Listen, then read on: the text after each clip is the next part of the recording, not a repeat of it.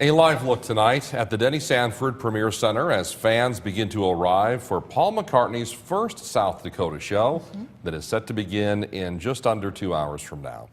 Before the former Beatle takes the stage, we found a unique Paul McCartney story in an unlikely place, a small public library in a small South Dakota town.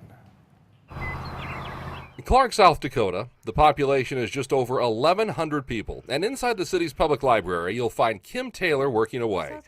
She has quite a story to tell.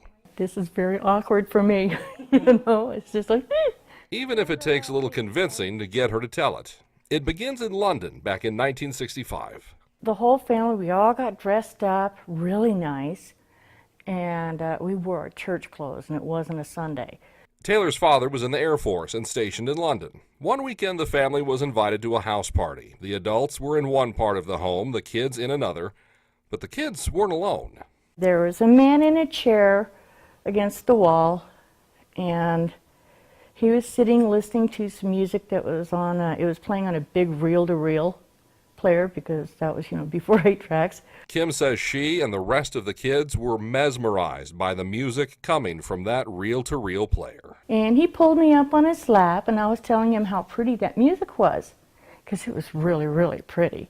The man told Kim that he had written that song they were listening to, and then told her this. Someday I'm going to be famous. My name is Paul, and I'm going to be very famous someday.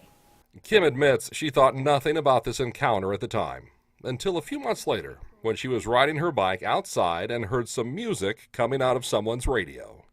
And it was the same song that was playing on that reel-to-reel recorder. The song she heard coming from the radio, that song that she had heard at the house party, was this. Yesterday, all my troubles seem so far away. The Paul that Kim Taylor met that day was Paul McCartney, and by attending that house party, she unknowingly was one of the first people in the world to hear the Beatles classic Yesterday.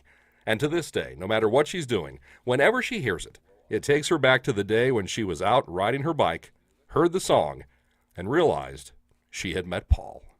I can smell the breeze that was blowing in the air. I can picture the sheets flapping in the wind.